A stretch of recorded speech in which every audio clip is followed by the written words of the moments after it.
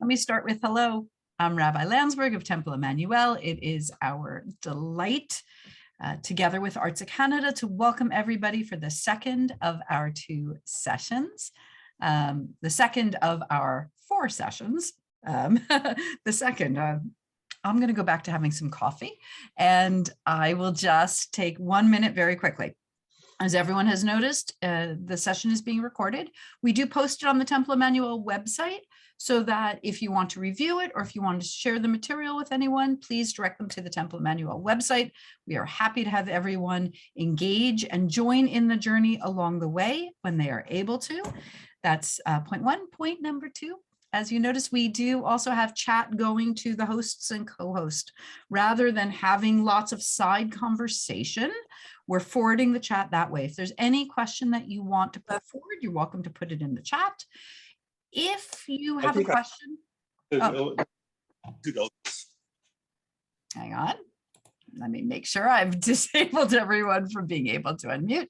Let me mute all. There we go. If you have a question that comes up during the week that you want to ensure that we get to Josh, send it to me and I will forward it on to him happily.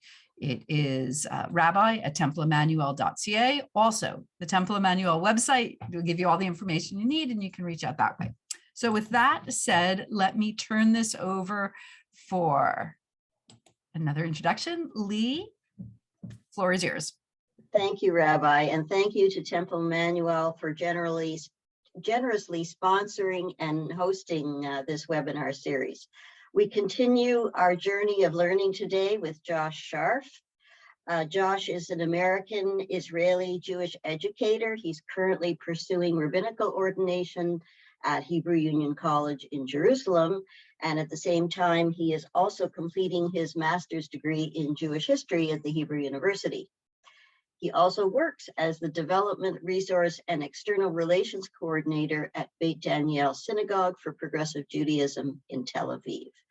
Josh, thank you for being with us and for leading us in understanding the history of the Israeli and Palestinian conflict. Over to you. Again, to you both, thank you so much. Thank you, everyone, for being here. Again, good evening from Jerusalem. It's a real pleasure to be with all of you on your Sunday morning. Our time is, of course, short, so I want to dive right into our subject matter. But right before we do that, we went through a lot last week. It's a heavy topic, one that we could spend far more than 4 weeks on. And so I just wanted to make a few points to bring us back to what we talked about, maybe a little bit of a refresher from last week very quickly. And then I'll introduce what we're going to do today in our time together. Questions, please put them in the chat. I'll stop periodically throughout to answer as we go.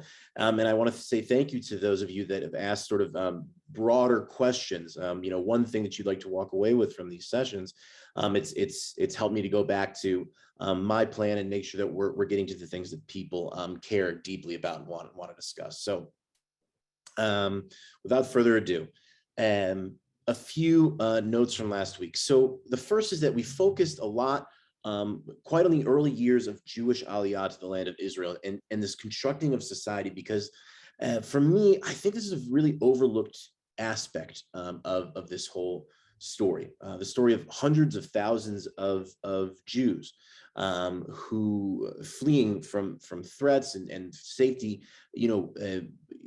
that are looking to reimagine themselves, that are looking to create both a new version of themselves, but also a home that was not possible for so many of our ancestors.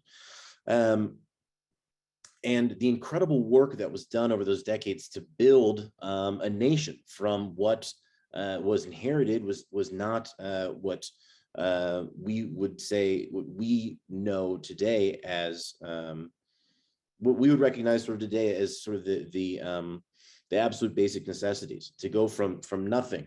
And it's somewhat romanticized to say, but to make the desert, making the desert bloom sort of rings true in this idea. And this movement of people, these masses of people, eventually, as working their way towards building a society, are united under one leadership. certainly not ideologically. There is nothing united about these early Olim and the Jews that established the state of Israel.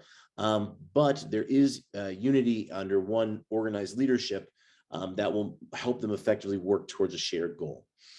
At the same time, this Jewish national uplift, the affirmation of the right of the Jewish people, as all other peoples, to build a national home.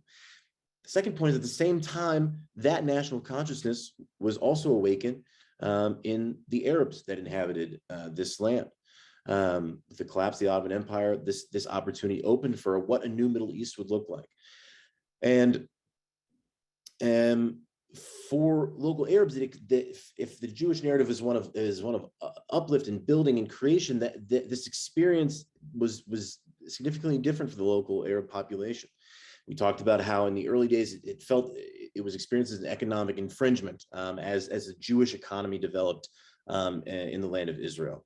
And later on through the decades, we talked about it as a more national displacement, a feeling of we have a right to a home here too, and that ideology being pushed aside both by the British, by external, or what are perceived by the local Arabs as external threats, right? Foreign threats, both the British and Jews not being recognized as people that have any sort of inherent connection to this land. And even though this unifying idea of a national identity was forming and coming together, the 20s and 30s, whereas the presence of the Jewish presence in the land of Israel was strengthened, the Arab presence was weakened. We spoke a few minutes about the Arab Revolt being sort of the event that best illustrates this. But whereas the Jewish experience is one of being strengthened, the Arab national dream comes up against some very tough challenges in these early decades. And that sort of brings me to the third point, that from the outset, that this is a conflict where external players are going to have a huge part of. Whether at the time of the British Mandate, it's primarily the British Empire. Moving forward in time, the United Nations, the United States, what used to be the USSR, Arab nations, will all be huge players in this conflict. And that will keep coming up, how outside influences change the course of history in this region. During the 20s and 30s, this is the last thing, and then we're on to today's topic, is that both sides came to the realization in this conflict that an armed conflict was either necessary or inevitable. And it was going to be a tool that was going to be used to decide what was going to happen, where borders of eventual states would be drawn, as it became clear that the days of the British Mandate were going to come to an end. So those are just a few thoughts from last week, and we're going to dive into what we're going to talk about today. And today, most of today's time is going to be spent on a series of maps. And I know this doesn't excite everyone, but I love maps. Maps tell incredible stories. And we're going to look at maps and changes in the maps of the Middle East that will walk us through the next few decades of the history of this conflict and bring us up till to what we'd call the beginning of the peace process, up into the 90s. And we'll look through how we'll look at the Israeli and Palestinian experience through these next several decades, through the founding of the state, that will set us up to really bring us into the here and now already next week in terms of the conflict. So without any further ado, let's get started. So we're going to start with a series of maps. And this first map, as I hope everyone can see clearly, is that this is the map that is, as you can see, it's called the Peel Commission Plan. This is a map from 1937. And we spoke last week about the Arab Revolt. And the British in 1937, 1 year into this event, the revolt, come to the conclusion that the mandate is not something that they are interested in any longer. It's too much of it. The price is too high for the British Empire to pay. And they want to bring it to some sort of a conclusion. And in the thought process of doing so, they come up with the idea of partition, right? In effect, when people discuss it today, they give credit to the Peel Commission for coming up with the first two-state solution, offering a state for a Jewish state and an Arab state in what was Mandate Palestine, the land of Israel, this strip of land. And as you can see, this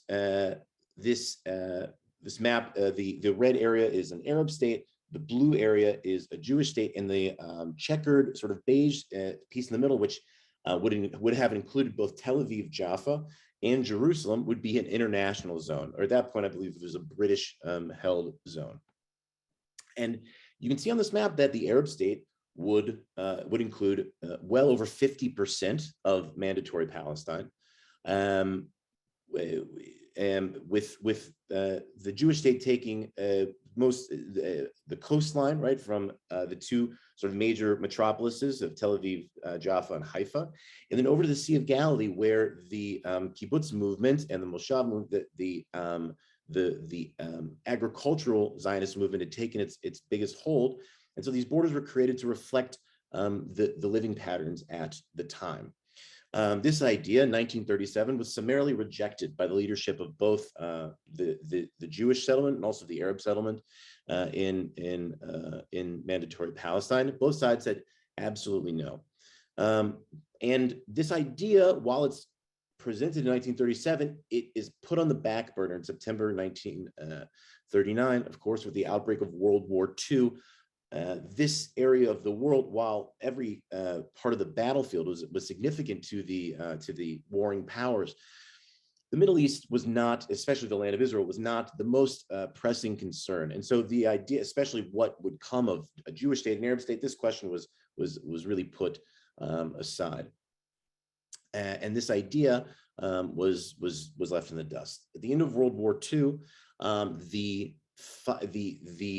dynamic, which had somewhat been put on hold during the course of the war, of the infighting between the Brits and the Jews and the Arabs and the British, was put aside. But then by 1944, as the war was seen to be coming to a conclusion, that dynamic asserted itself again, and the tussling and the power grabbing to try to be prepared for the end of the British mandate, and also to bring that mandate to an end, began again. So much that the British said, you know what, this is it, we're done.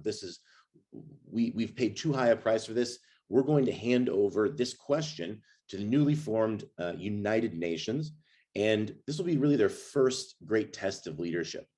The United Nations brings together a special committee. They send them on a fact-finding mission to mandatory Palestine, and come back to the United Nations with a plan that's famously voted on in November of 1947. And the map that you'll see looks like this. For a difference of 10 years, it's a very, very different map. And so we need to ask ourselves, what's changed over this past years? Because, you know, if we look at the Peel plan, you know, the Jewish state was significantly less than 50%, but now we look at the map and it's right about 50-50. I think this map has maybe 52% allocated to a Jewish state, with 48% allocated to, or a little bit less than that, sorry, I'm not, as you can see, history is my savvy rather than mathematics, with a bit of territory set aside for an international zone in Jerusalem. And this map is problematic for a number of reasons. As you can see, both states would have contiguity issues, where you would need to cross the territory of another to move in between. And if one of the ideas of having a sovereign state is that you have borders that can be defended so that state can be sustained, there's a lot of questions about, from each perspective, from the Arab and Jewish perspective, is this at all sustainable? The map also, it shows that there's been a change on the ground. What's happened? A huge building up of Jewish cities and settlements and moshavim and kibbutzim in the Negev is what greeted the UN special committee that was tasked with creating these maps. And I certainly in no means mean to be crass about this topic, but in the wake of World War II, in the wake of the Shoah, in the wake of the Holocaust, there was certainly a global sympathy for Jews, and this was seen sort of in a lot of different ways, but there's no doubt that this sort of global feeling in the wake of the war had international attention and also the attention of those coming to make their decisions.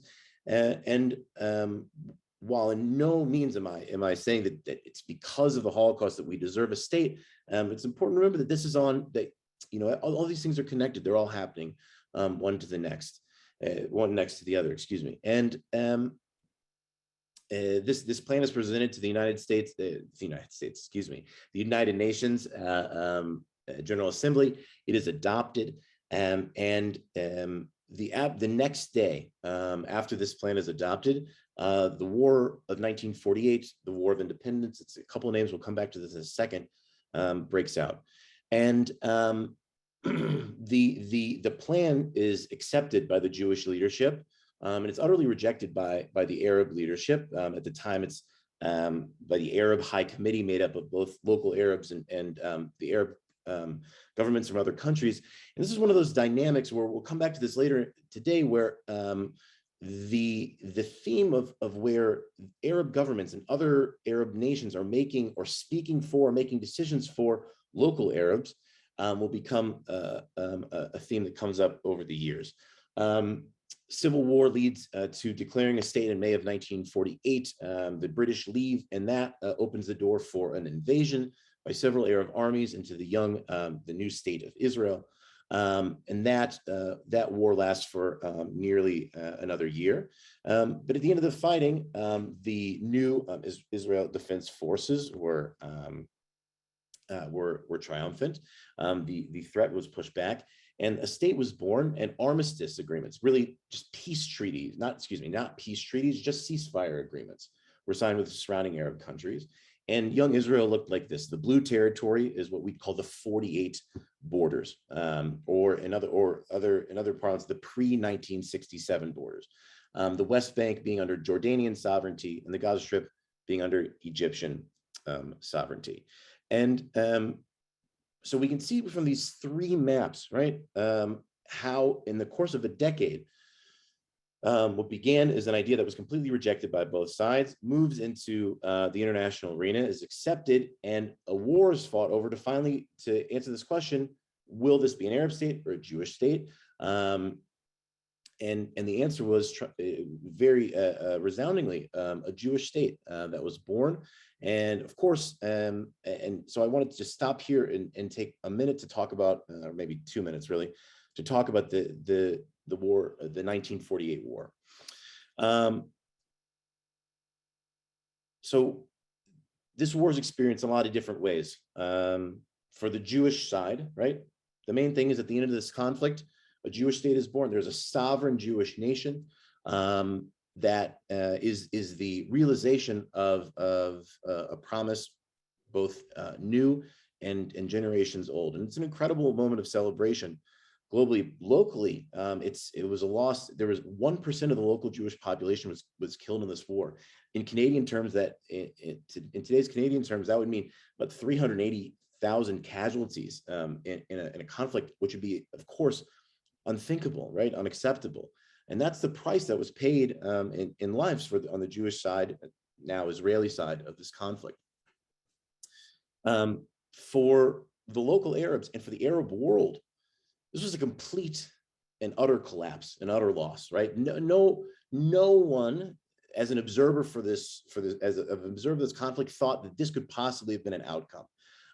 Then Secretary of State of the United States, George Marshall, pleaded with Jewish leadership in the land of Israel: do not declare independence. There's no way you can win this war. But this is what happened. History played out differently than what prognosticators thought.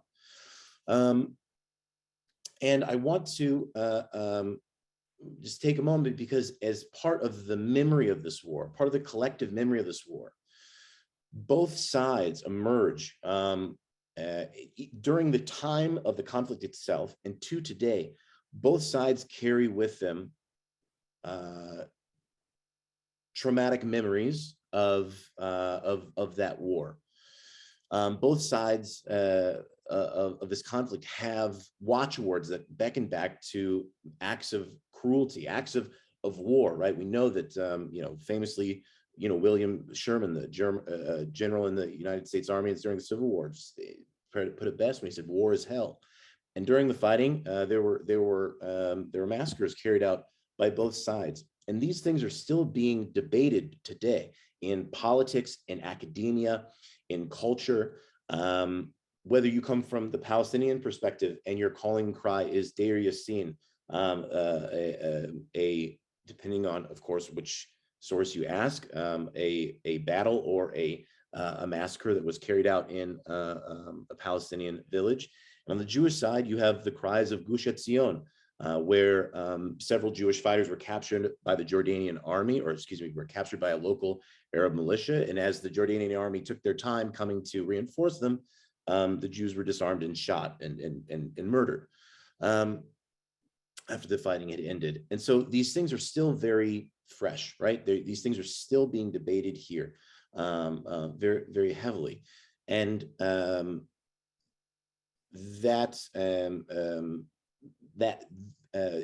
it plays into this conflict because people who were there, who lived these events, are still with us very much today. They speak up, they speak their minds, they share their memories, and that affects the way that we on where I sit on this side of the conflict think about it, and of course it shapes the way that the other side thinks about it. Another thing, and I'm coming to a stopping point here in a moment, is vocabulary, and how different names of different events shape our understanding of them, right? To call the most politically neutral term that we can use here is the 1948 war. If you're looking from an Israeli perspective, we call this Milchemet HaAtzmaut, the War of Independence, or Milchemet HaShichrur, right, the War of Liberation. But if you're telling this story from a Palestinian perspective, this event is simply known as Nakba. Nakba is the translation to English means catastrophe. And you can really just put these two things side by side and recognize that the same event happened to two peoples, and its outcomes and effects are completely opposite one of the other. One side, right, is celebrating this moment of national and individual and national realization and liberation, while the other side has experienced it as an utter collapse, a societal collapse, as a tragedy and a catastrophe. And I think this is really important to keep in mind as we move forward to this, is that as you all well know, but even in the language that we use for these events, and to use one or the other term in the public sphere on the other side is a huge political statement. Even today, I can speak more eloquently about the Israeli side, of course, but every year there is in Tel Aviv held an event for commemoration of the Nakba. Both Independence and Israel Independence Day and the Nakba are remembered in the same ceremony. And every year it's controversial here because these things are still here, they're still with us. Okay, I spoke way more about this than I intended to, but I do want to stop and take a minute and field any questions that have come up. In the meantime, if there is anything, please, and I'll take a sip of water. So actually, right now, there was only one question that was put in the chat, which I'm not sure you're going to address now. I'll just let you know. It was, who are the Palestinians? Where did they come from? Why didn't they declare a state under the Ottomans? Great. It's a superb question. The very short and unfair answer to that is that the idea, the national idea as we understand it today, is an idea that takes root in Europe during the 19th century, and that form of nationalism is primarily through colonialism brought into the Arabic-speaking world, and only begins to affect and influence a majority of local Arabs who I'll rename and will become Palestinian in the wake of the War of Independence, the 1948 war.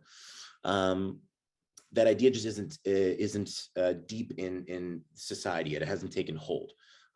Whereas Yeah, okay, so I'll leave it there. Again, it's a much deeper thing, but it's an excellent question, and we'll keep moving forward. Sticking with 1948 for just a few minutes, and then we need to really start moving forward so I can get through everything I promised today. Is that one of the key issues when it comes to discussing any sort of settlement to this conflict today? One of the key issues is refugees. And I want to just take a moment because 1948 really, it marks the beginning of the Palestinian refugee issue that is still central to this conflict today.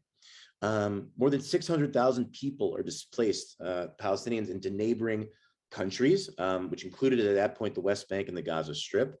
The other around 200,000 Arabs stay here in their homes. They and their descendants are all Israeli citizens. And for Palestinians, this is one of the founding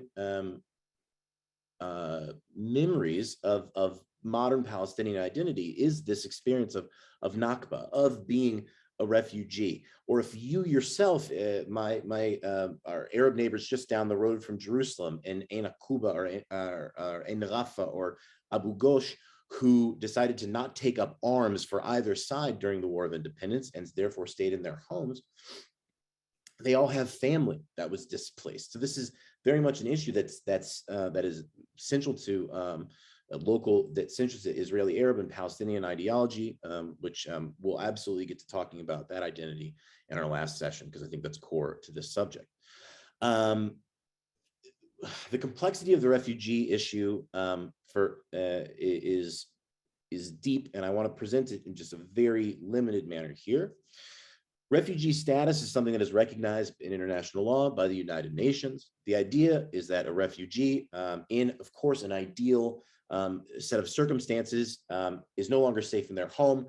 They receive special status where they're accepted into a neighboring country, and through a process can work towards citizenship, where once that status of citizenship of another country is earned, that person is no longer a refugee. They have been repatriated. Of course, the individual experience of this is fundamentally different than this sort of rainbows and butterflies situation I've presented, but that's what being a refugee is an ideal. For Palestinians, there's a special refugee status where because of a UN resolution that's passed in 1948 demanding a right of return for all non-combatants in this fighting, Jewish and Arab alike, the refugee status for Palestinians is special, and it's actually passed down from generation to generation. So even if you are a Palestinian American or a Palestinian Canadian, Palestinian Argentinian, what have you, you and your children and your grandchildren will all retain refugee status, which complicates the idea of right of return. Who can, in a final status solution, if that would ever come, could these people demand the right to their homes? That idea of return to one's home is really central in, as I said, in Palestinian identity. And to add another layer of complexity to this refugee issue, during these same years where the Palestinian refugee issue becomes a reality, a similar number of Jews from Muslim countries are forced out of their homes in the wake of the founding of the State of Israel. And they move to Israel. They find refuge in the new Jewish state. Somewhere around between 600 and 750,000 Jews moved to the state of Israel between 1949 and 1953. And they, of course, they come to Israel. They're given citizenship. There's a lot of internal issues in Israeli society about how these immigrants are accepted.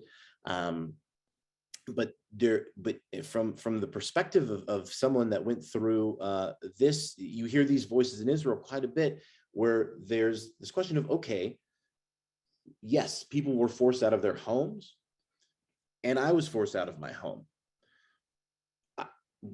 I found a place to go. I was offered citizenship of a new place, and so I have a home now. And so there's this sort of misunderstanding, because in most Arab countries, Palestinians have not even been offered citizenship, right? They still live in the same refugee camps where their families were sent or they arrived to, fleeing the conflict.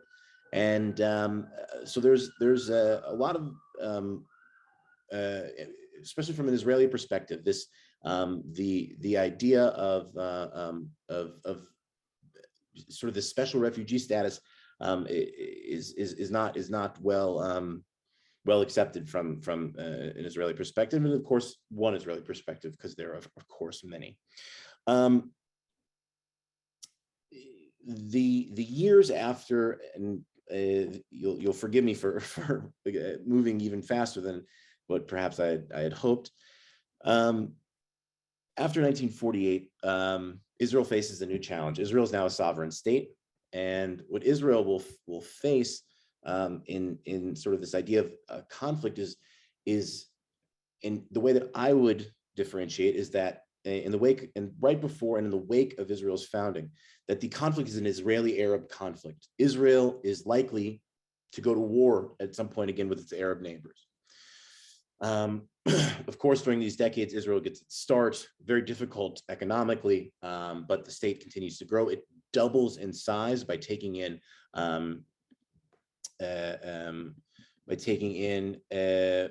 refugees from Muslim countries. Here we see an arrival of Jewish olim from Yemen, and deboarding the plane. I believe these are Jewish immigrants from Iraq.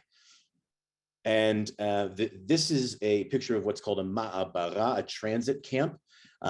Israel did not have enough housing for the arriving immigrants, and many of them spent either a short time and many of their families even longer in tent or shack cities before real lodgings could be given. You here see here a mother with their child at one of these ma'abarot, these transit camps.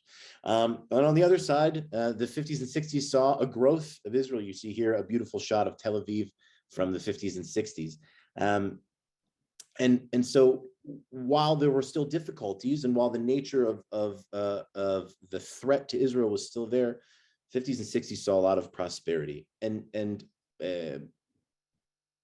from the Palestinian side,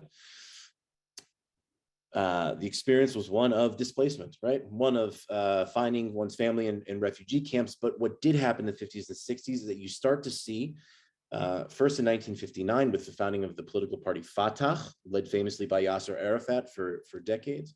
And in 1964 with the founding of the PLO, the Palestinian Liberation Organization, is that there is a Palestinian leadership beginning to form around the idea of a return home, of amongst other things, of course, built on ideology built on many things, but a core is on going home, which of course makes them adversaries of the existence of Israel, because that's what's limiting their ability to go home. But this isn't at the front of Israel's consciousness. Again, the threat to Israel's safety is much more at their consciousness. And this comes to its height in 1967. In June 1967, Egypt, Lebanon, Syria, and the Jordanian, Lebanon and Syria, Egypt and Syria most notably, are threatening, have militarized Israel's borders and seem set to invade at any minute. The feeling in Israel is one of imminent doom. The joke went around the populace that the last one to leave the airport, turn the lights out as you go. Really, there was a belief that this was going to be a catastrophic engagement for the young state of Israel. And once again, and as we know the history, 6 days later, Israel arose absolutely triumphant, tripled in size in its territory, and globally was regarded as an absolute darling. Moshe Dayan graced one of the generals in the Israeli army graced the front of Time magazine. Jews around the world. My father, who grew up in a Jewish but not very observant family in Memphis, Tennessee, recalled to me that at age 11, sitting around the dinner table, that he remembered the feeling of pride at this little Jewish state that had triumphed against all odds. And so this is an incredibly historic moment, again, for Israel, this moment of celebration.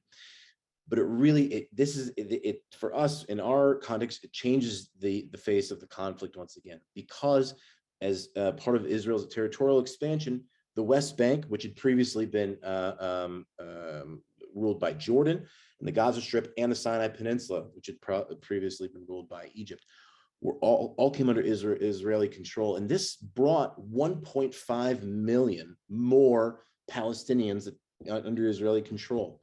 And of course, this is something that none of them wanted. This was not a vision that they had for the future.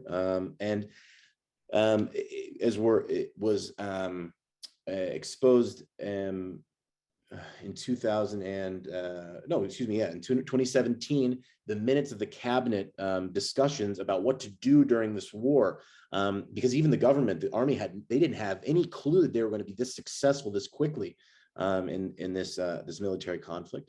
And there was even a question at the time: do we want these territories? What are we going to do with them? They fall under Israeli control, and there's a lot of questions. What are we going to do with these territories?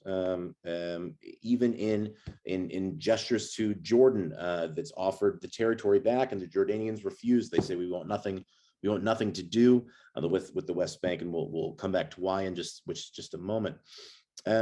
But for Israel, again, this is the 6-day war is a moment of triumph, of Yerushalayim shel Zahav, right? Israel of Jerusalem of gold, pardon me, that Jews had not been able to get to the Kotel, the Western Wall, for 20 years because the Jordanians wouldn't allow Jews there. And once again, we're reunited with our most sacred space. It's an incredibly triumphant moment for the Palestinians. Again, this is another loss. It's another setback. It's another like catastrophic experience that and from their perspective. And it's also a very hard lesson learned for the Palestinians, because for years, the Arab world had been saying, the Arab League, the representative body that included all these states, had said, Palestine, the liberation of Palestine is one of our most important issues. We're going to save your homeland. And again, the Palestinians are let down by the people who are supposed to be their best supporters and allies. Again, and the lesson is we're going to have to fight this battle for liberation on our own. We've done a lot. I've said a lot. If there are any questions to take at this point, I'd be happy to do so. And if not, I'll keep moving. See, the rabbi is not... Sorry, I'd say keep moving at this point. Awesome. Wonderful. Excellent. All right. So,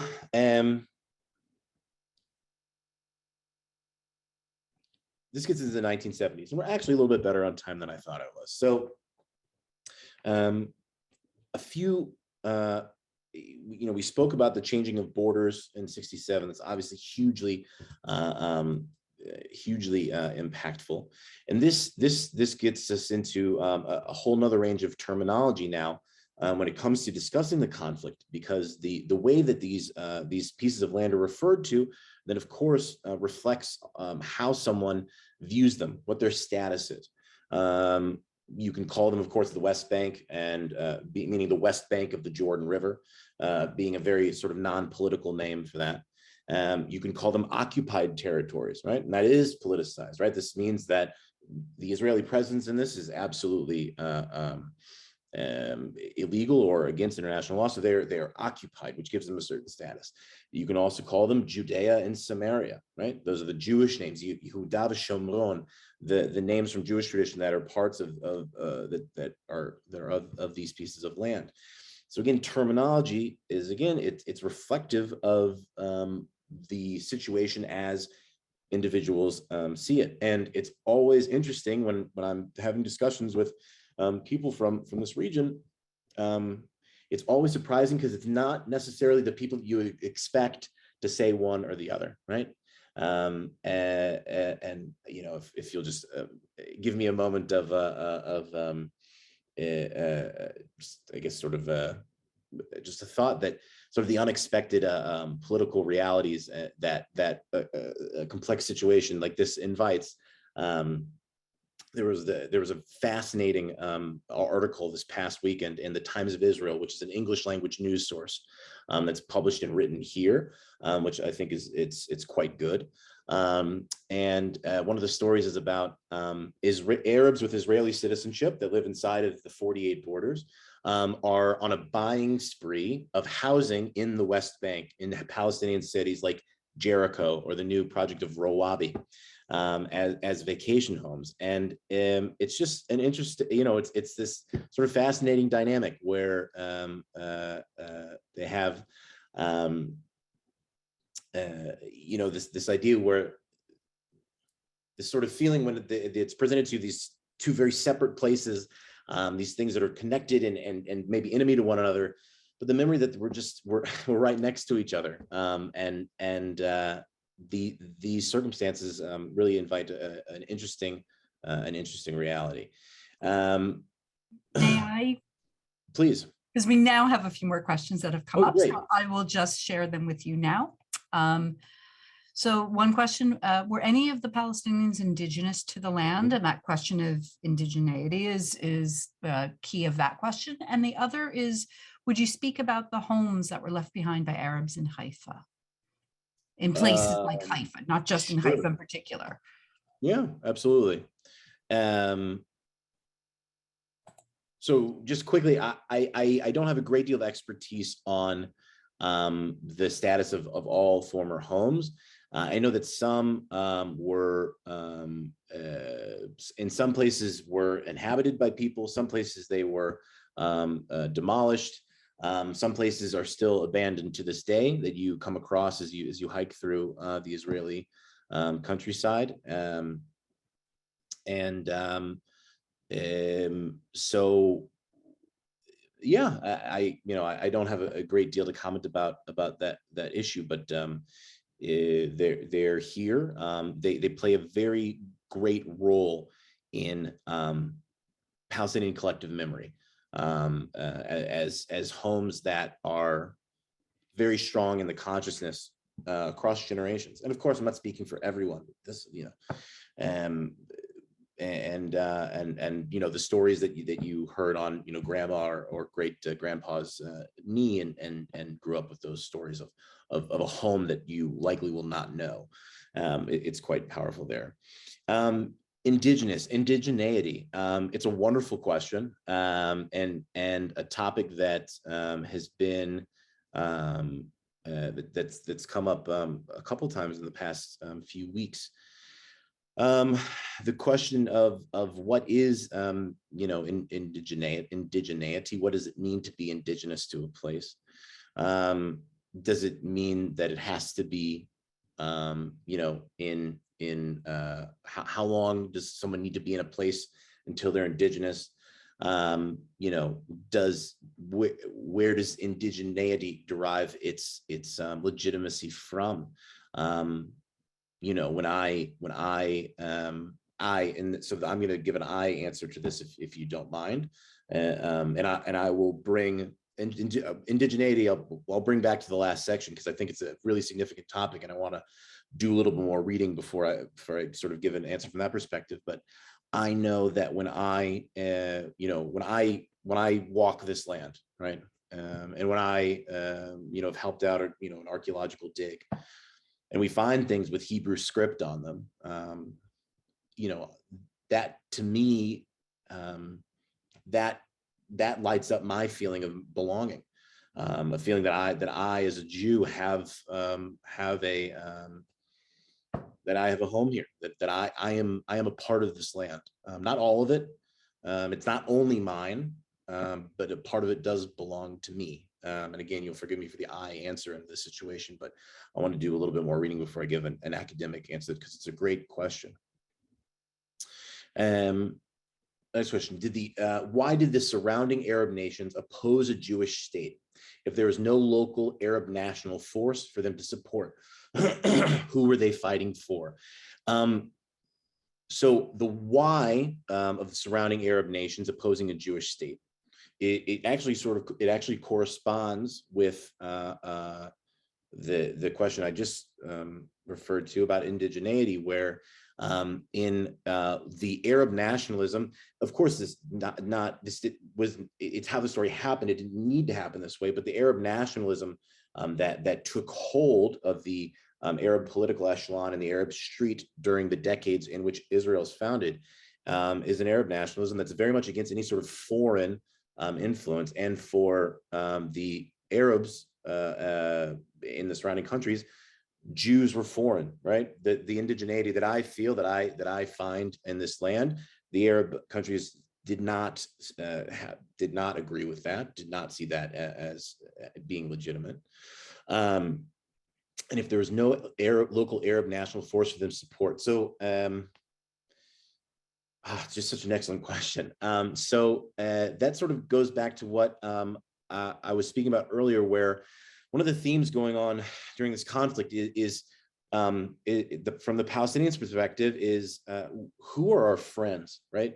Who really support us? Who pay us lip service and tell us that they're working towards our improvement or the realization of a national dream, and who's using them as a political pawn.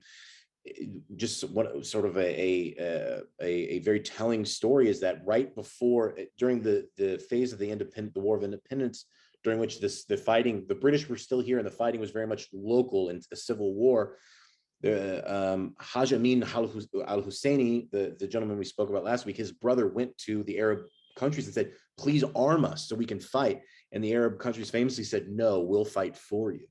And so the question of who are they fighting for? That's an excellent question. If Jordan had won the war, right, had dominated, and there was no sort of Jewish, meaningful Jewish, existence here, to play a hypothetical history, and I know this is, sort of going outside of the realm of hard fact, but would the Jordanians necessarily have founded, a state for these people living here, separate from their own? Who's to say? But it's an excellent question. Who are they fighting for? I think that's sort of part of the job of the historian to look back and ask that sort of question. What's the motivation for? Is it a moral motivation, or is it a motivation that's self-serving? And I think if you can look at sort of anyone's entrance into this conflict, and you can ask yourself the same question.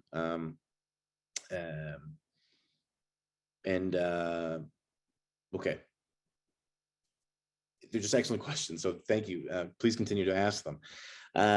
Where were we really quickly? I think we were just about to move into the 1970s, and just very, very quickly, because we need to. I hope to get through what I had planned. The 1970s is obviously a fascinating decade. Wonderful music, and when it comes to the terms of the conflict, we're in global terms, the 1970s sees a rise of terror through the 70s, which is experienced by Israel as well. Famously, you might have heard of the 1972 Munich kidnappings, the massacre at the Munich Olympics, the 1976 Entebbe Raid, where Israeli commandos saved Jewish and Israeli hostages that have been taken to Uganda. And this is just two of dozens of examples, both Israel and globally. During this same time period, Palestinian leadership really starts to come into its own. A lot of different organizations are working toward this idea of national liberation. And one of the ways to do that is to raise the profile of that on a global stage. And one of the tactics that becomes of use in the 70s is terror. This is a big question of what is Israel going to do with these new territories? Keep it, annex it, return it, use it in some way. And during the 70s, into the void of this indecision, really is a void of indecision, right? When you don't say either this or this way, things happen, right? And one of those things that moves into this is that the vision of a very small group at the beginning of deeply motivated religious Jews moves into the West Bank as part of this, the roots of the settler movement, as a part of bringing about a Jewish messianic vision. And we're going to come back to settlements and definitely in the last one, because that's always a hot topic, and talk about just how different the makeup of who is a settler today than it was back, in the early days of the 70s. Inside the Arab world and affecting the Palestinians, this is a map that shows a map of a conflict that takes place between 1970 and 1971, an event that's known in Arab history and Palestinian history as Black September, where the PLO, this organization that was meant to be a leadership for the Palestinian people, had taken hold in Jordan and had created a state within a state. The Jordanian kingdom, the Jordanian monarchy, couldn't put up with this. You can't have a state operating within your sovereign nation as a parallel authoritative body. There's a civil war that's fought between the Palestinians and the Jordanians, which forces Palestinian leadership into Lebanon. And again, these are all things that are so instructive and informative for the experience of people who live here. And they're just so rarely discussed in the broader context of everything that's brought us to where we are today and the conflict. And so I want to bring them to your attention because they just demand our consideration. And the fourth is this picture, as you can see, Jimmy Carter, former president, Menachem Begin on the right, and Anwar Sadat, the president of Egypt, on the left, is from the summit, Peace with Egypt in 1979. Which marks a huge strategic alignment for the Middle East in the late 70s. For Israelis, this is a landmark. This is a landmark moment because for the first time, an Arab nation, not only an Arab nation, the Arab nation, Egypt was the leader of really the Arab world, the Arabic-speaking and really Muslim world at this point in history.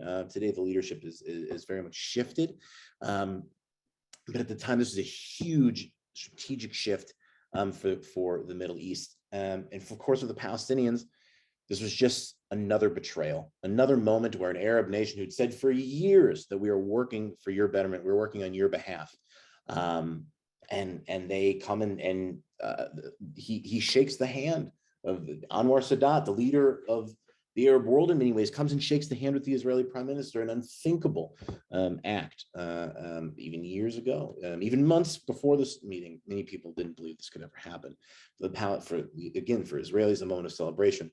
For the Palestinians, a moment of betrayal. You can see here the map of the gradual return of the territory to the Egyptians over the course of several years. A removal of every single Israeli settlement that had been built in the Sinai. They were all taken apart by the Israeli authorities, and every single Israeli citizen was moved out of the Sinai with this sort of fundamental idea when it comes to solving this problem in the Middle East, this conflict. You hear this over and over again, this idea of land for peace, right? Israel will give land, their Arab neighbors or Palestinians will ensure that Israel can live in peace and sovereign borders.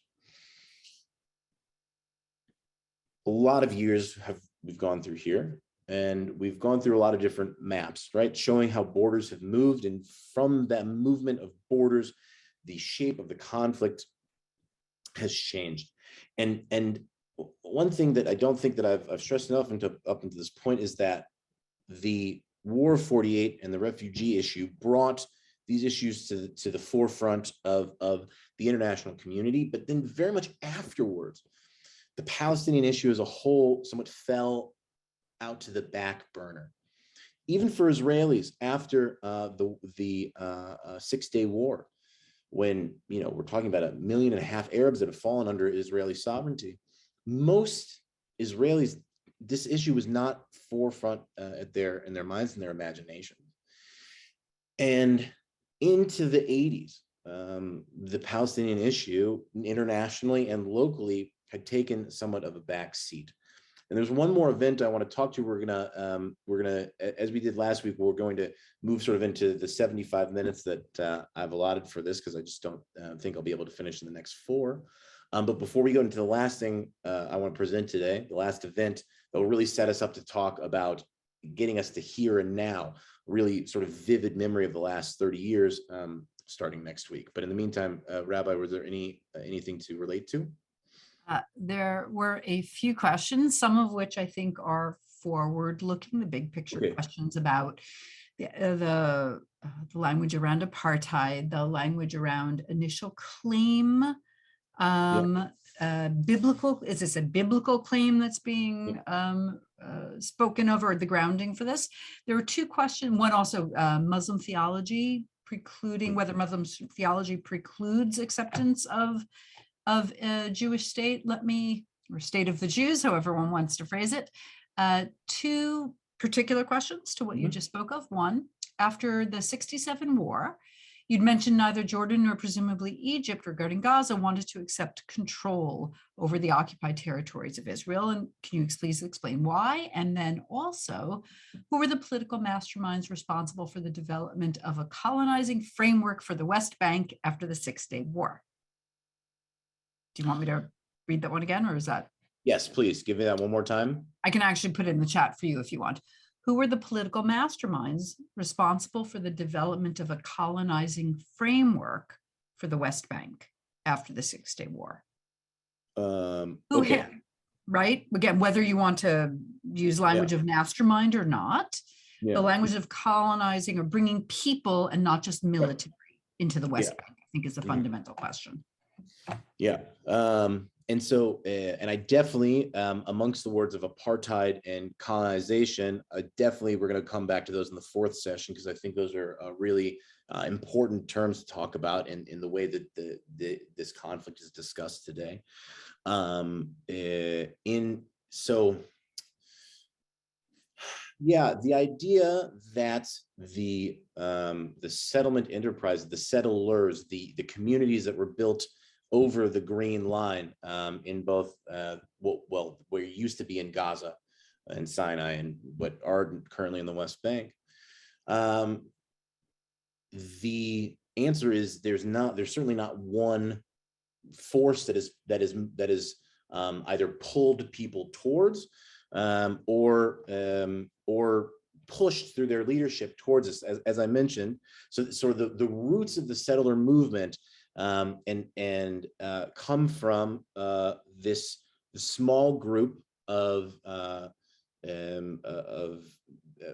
devout Jews that believed that they're as active members of bringing about a messianic, the coming of the Messiah, that settling the biblical land of Israel is the way to realize that dream.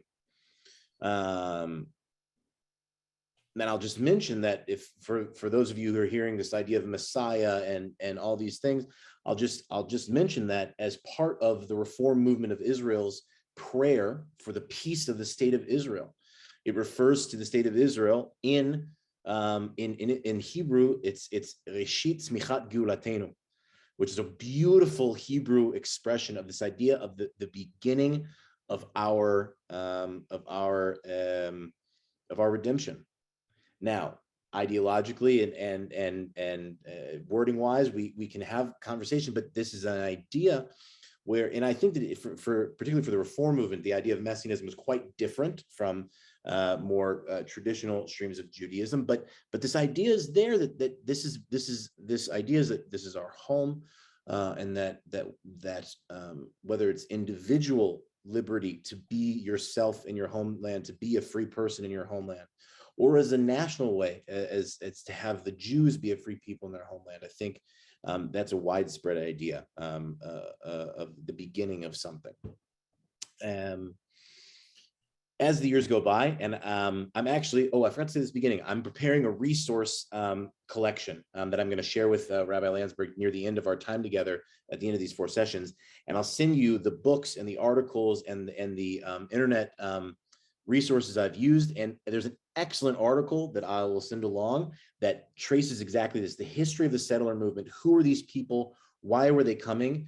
And the question particularly in today is why, when you ask a question of who's living there, the answer many times is that in order to live in a Tel Aviv apartment, a 3-bedroom apartment in Tel Aviv, is somewhere around 5 million American dollars. And we're not talking about a large apartment here. We're talking about several dozen meters, right?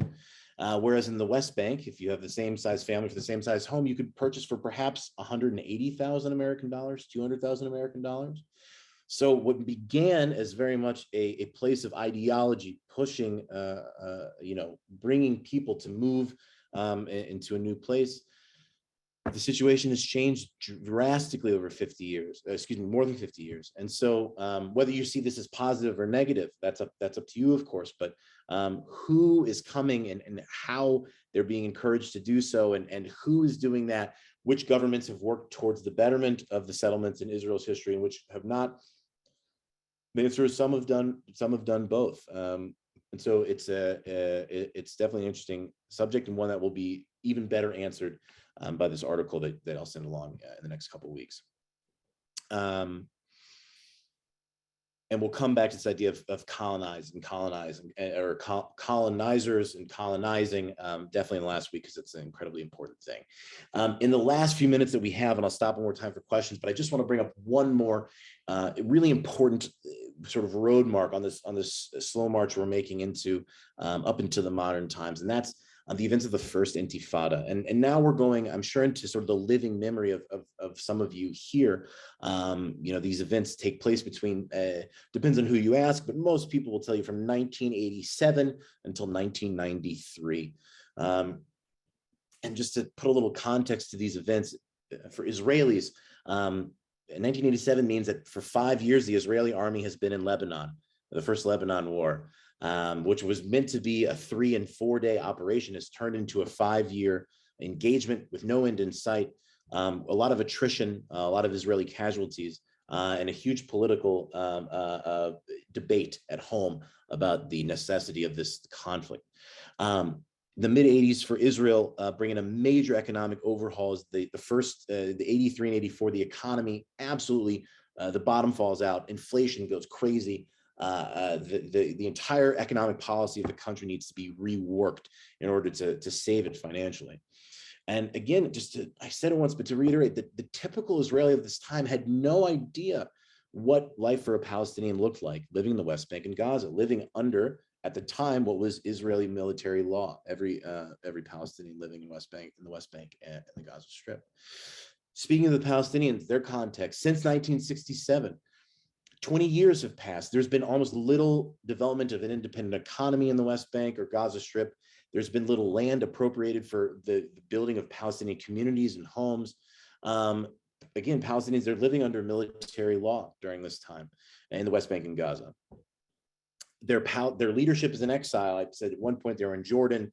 They go to Lebanon. During the Lebanon War, they're exiled into North Africa. And so the Palestinians they have a lot of these forces over a 20-year period where the young generation, all they know is the situation living under Israeli military law, with few real opportunities, but a very high percentage of people with higher educations, because they go to the universities, either the American university or the Jordanian university, that still operate in the West Bank. And so this growing educated class that becomes much more involved in civil society and politics. And in December 1987, this pressure inside Palestinian society, this demand for many things, but a change in their day-to-day lives, to take a large idea to make it very simple. There's a car accident. An Israeli military truck rams into, entirely an accident, a group of Palestinian workers that were they were coming back in a car, going back to their homes in the West Bank. This is an event that's observed by several dozen people that were waiting to travel back to their homes. And in the next day and weeks, people poured into the streets, and from pouring into the streets, things began escalating and taking out of control. And just to come back, the word intifada, right? This is an Arabic word that means to shake off, right? It means to take something that's on you, to get it off of you. And that's the idea, this idea in Palestinian memory, that this is an effort by the way, an absolutely legitimate effort to get rid of the Israeli presence in the West Bank, the Gaza Strip. For some of them, obviously, the vision is for Israel to no longer exist. This is an incredibly grassroots uprising of Palestinian resistance to Israeli presence in their day-to-day lives. And what I want to do is I want to look at these events from how the participants during these 6 years interacted with one another. And then we're going to leave us on the spoiler of the results of the sort of where the First Intifada leads us to, as we know historically. But when we think about how Israelis related to Palestinians, there's an utter shock at how organized and the absolute strength of the uprising. None of the Israelis, when I talk to my Israeli friends who, have active memories from that time, they remember going to the beaches in Gaza, going into the West Strip, going into the West Bank, going into these communities and feeling just fine, right? There was no feeling that something was amiss. At least that's how it's remembered. Both at a civilian level, but also at a governmental and political and military level. No one was prepared for the violence that would spill out during these 6 years. The initial Israeli reaction to the violence in the streets is to react is to retaliate and to use the resources at hand, which was the IDF, the Defense Forces, which is an army, which isn't meant for crowd control and controlling riots. They had live ammunition. They had weapons of war. Because of that, there were many Palestinian casualties were caused because of the means at Israel's disposal at the time to use that.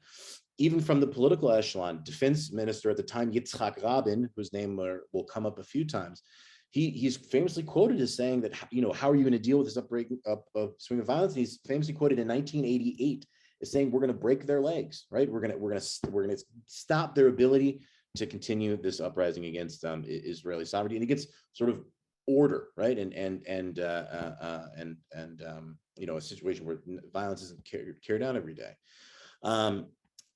These 6 years would also bring a majority of Israelis to the decision, to the opinion that this needs to be solved.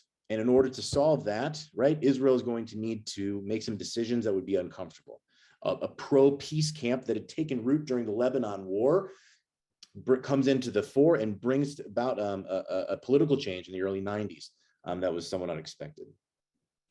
I'm thinking about how the Palestinians related towards Israelis. This young, inspired leadership, this younger generation is stating very clearly, we're no longer going to, turn the other cheek, for borrowing a piece of scripture from our Christian brothers and sisters. And we're going to stand up and work actively to end Israel's reign here, presence here, to change things. There are a lot of different goals stated along the way.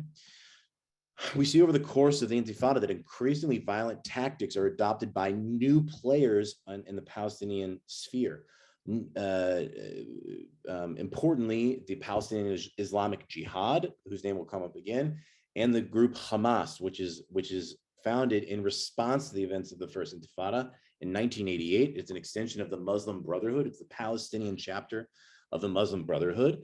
And the end of the First Intifada is going to see the adoption in 1993 of the use of suicide bombings. And this is where so we see that while Israel holds the organized military structure, the means of waging war from the Palestinian factions increase over the First Intifada. But alongside that increase in violence is that also the political echelon, and most significantly Yasser Arafat and his Fatah party, pushed the PLO in 1988. 1988, really the first year of the First Intifada, they pushed through a declaration from the PLO that says we're going to move towards recognizing Israel as a sovereign country. And so you're starting to see a political change too. Internally for Israelis, the 70s and 80s are dominated by right-wing politics. Menachem Begin, the Likud party, comes to power for the first time in Israelis history. Excuse me, the sirens. I live right downtown, so we get that every once in a while. In 1992, Yitzhak Rabin and the Labor Party, a left-wing prime minister, is elected for the first time since 1976, a 16-year walk in the political wilderness, on the promise of pursuing peace with Israel's neighbors, with the Palestinians. Internally for the Palestinians, on one hand, this is an incredible moment for the Palestinians in which the Palestinian street united. They came together in opposition to the Israeli policy. It's very much a grassroots movement, which took Israel and the world by surprise. And on the other hand, this internal factional dispute will have a huge impact, because very quickly it's clear that each faction within the Palestinian sector, especially the power players, have different visions for what a solution to this conflict looks like. Whereas Yasser Arafat's Fatah party will move towards reconciliation and normalization with Israel, Hamas will only move part of the Palestinian population away from normalization with Israel. And so this fissure of Hamas and Fatah will become very relevant, especially as we move up until today. Also notable, no, we'll come back to that later. Internationally, the Palestinian issue is firmly back in the headlines. For a couple of decades, it hadn't been as significant, but it's brought back in. It brings not only the media with it, it forces world bodies to have sort of this rapprochement with the conflict. You can see it in the Madrid conference in 1991. It's not well remembered, but this international conference of countries that came together to try to come up with a solution. Nothing happened there of note, but what it does do is it paves way for a set of secret negotiations between Palestinian and Israeli negotiators that are carried out in Norway, in a city called Oslo. And you might see where I'm moving with this very obvious spoiler towards next week. That will birth the Oslo Accords and what we call now the peace, the road to peace. So we did so much today. Again, there's so much content. I wish I had 40 weeks to spend with you all, because then we could really dive into everything and pick it apart and look at all these things. But again, just to sum up today, we talked about borders. The changing in the borders is a really significant part of this conflict that really reshapes it. And each circumstance, each change of circumstance creates a new reality. For the Palestinians, years of neglect, both from the Arab countries, their supporters and their lives living under Israeli sovereignty. This idea of a homegrown leadership, for the first time that we see that the Palestinians are taking their leadership into their own hands. For Israel, during the formative years, without a stable security situation, the conflict really has this feeling of an Arab-Israeli conflict. Through the War of Independence, through the Six-Day War, through the Yom Kippur War, which I completely didn't mention today, 1973. But after 1973, the conflict changes, and it really becomes, especially the First Intifada, brings the conflict back into the context of Israeli and Palestinian, and working out this specific conflict, the idea of what the borders will be, coming to some sort of solution. And that will get us into the peace process of next time. I got there just at 75 minutes, which I'm very proud of. As questions come up, as Rabbi, I'm sure you will relate again, please feel free to send them to Rabbi Landsberg through the week, and she can send them my way. Thank you so much for your questions that pushed me to think forward. And because of your excellent questions, I've reshuffled everything to really dive into these hot topics of apartheid and colonization our fourth week together, because I think they're absolutely essential to discuss. So again, thank you so much for spending part of your Sunday with me. It's an absolute pleasure to be here to talk about the stuff that fascinates me and really lights up my curiosity. So may everyone have a very Shavuot Tov, a wonderful week, and thank you. Josh, as well. We're here because you're not the only one for whom this all matters so deeply, and we are grateful to you that you are sharing your learning and perspective with us, and you are racing through history. And so for those who need to slow it down and review, we will be posting this at Emanu-El website, hopefully by the end of the day. We were able to do it last week, so you can access these more slowly and spend the time on what you need. And I will say it again, Rabbi templeemmanuel.ca. Send any questions. If you put the subject line question for Josh, I'll simply just forward it right on. And that allows Josh the time to organize his teaching and our time together so that we really are able to both to learn and engage in the conversations that we need. So thank you all for participating today. I wish you Shavua Tov. Let it be a good week for everybody. And I hope to see everybody next week. Amen. Take care. Bye for now. Bye-bye.